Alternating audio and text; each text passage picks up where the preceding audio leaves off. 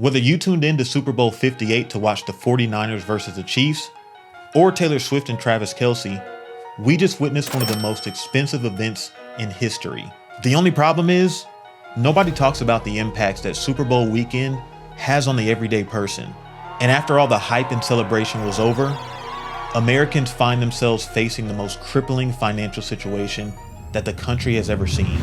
This year, the average ticket cost to attend Allegiant Stadium in Vegas was $7,500, and tickets purchased within a week of kickoff were recorded to sell for over $12,000.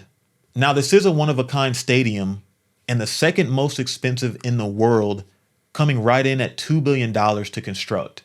So maybe that cost of tickets is justifiable. I know I ain't got bread like that, but apparently thousands of Americans do. Allegiant Stadium has room to seat 65,000 people, but for the Super Bowl, they expanded the seating to fit 72,000 fans. And I'm guessing if you had enough money to spend on tickets, that you didn't mind paying for the concessions. An article from Yahoo Finance shows that a slice of pizza at Allegiant Stadium cost $14. And if you wanted a beer to wash it down with, you'd be dropping another $18 for that.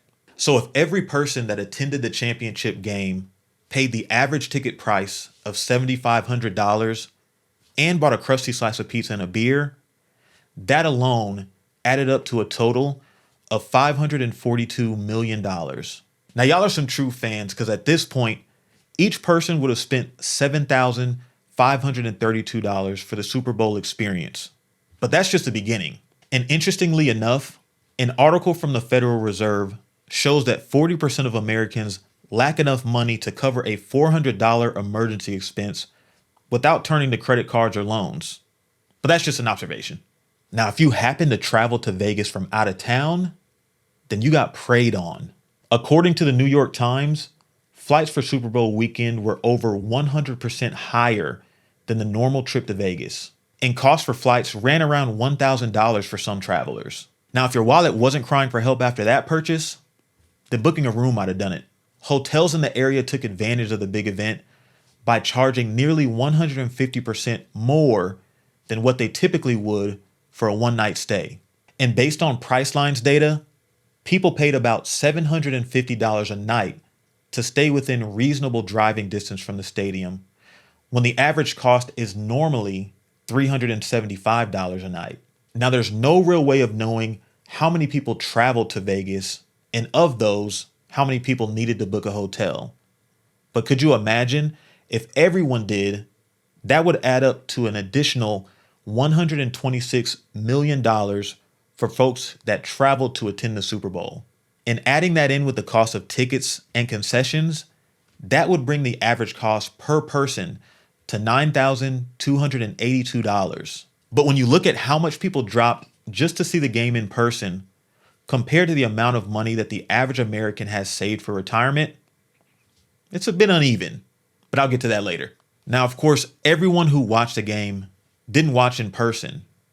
And for those that hit a sports bar or went to a Super Bowl party, we spent some bread too. Retailers across the nation got surges of shoppers for team merchandise after the 49ers and Chiefs were named Super Bowl contenders. And there was another surge of sales within days and even hours of kickoff. And on top of that, many of us either hosted or attended a Super Bowl party. And when you think about the cost of food, decorations, we came out of pocket for that too. And if we include that, then we also have to add into the mix the cost of going to Buffalo Wild Wings or another bar or restaurant to watch the game. The New York Times even mentioned that Americans bought 11 million wings from Buffalo Wild Wings and 2 million pizzas from Domino's. But I say all that to bring up the point that over 112 million people plan to either attend or throw a Super Bowl party, and another 16 million plan to go to a bar or restaurant to watch the game. So in total, across nearly 130 million people, each person spent an average of $86 on food, drinks, and merchandise. And all that adds up to a record-breaking $17.3 billion that consumers spent across the country for Super Bowl Sunday. Now, there's a big reason behind this record-breaking viewership and spending that exposed a major problem in America. And that reason's name is Taylor Swift. Not only was she responsible for bringing an additional 50 million viewers, an increase in female viewership, and about $122 million worth of brand value to the NFL, but she also shined a light on a major spending addiction. A record-breaking 68 million Americans were reported to have placed online bets on the Super Bowl, which was a 35% increase from the previous year. And the estimated total wagers tallied up to be around $23 billion, which is up from $16 billion the year prior. And these bets weren't just the typical who's going to win the game or point spread. Thousands of prop bets were placed on how each player would perform throughout the game, and even broken down to how players would perform in the first half versus the second half. Bets were even placed on whether or not Taylor Swift would actually show up to the game, or if Travis Kelce would pop the big question, and how many times that Taylor Swift would be shown on camera throughout the broadcast. And on top of all of that, CNBC expected that millions of Americans made bets with friends or through a pool or squares contest as to the outcome of the game. Now, a lot of this massive spending is due to the rising popularity of sports betting since it was legalized in 2018. And since then, it's been easier than ever to participate in, with a variety of apps giving us the ability to place bets with the touch of a button. As a result, since sports betting was legalized, Americans have wagered well over $220 billion on sports bets. But based on various studies that have been done, only 3 to 5% of all bettors are actually profitable in the long run, meaning that 95% of people, which is everybody, loses money when placing bets. And if that's not bad enough, unfortunately, it's also been reported that the 1-800-GAMBLERS hotline has seen a 15% increase in calls over the past 5 years from those looking for help with this addiction. So in total, here's what all the numbers shake out to be. For tickets, concessions, and travel for those in attendance in Vegas, consumers spent $668 million.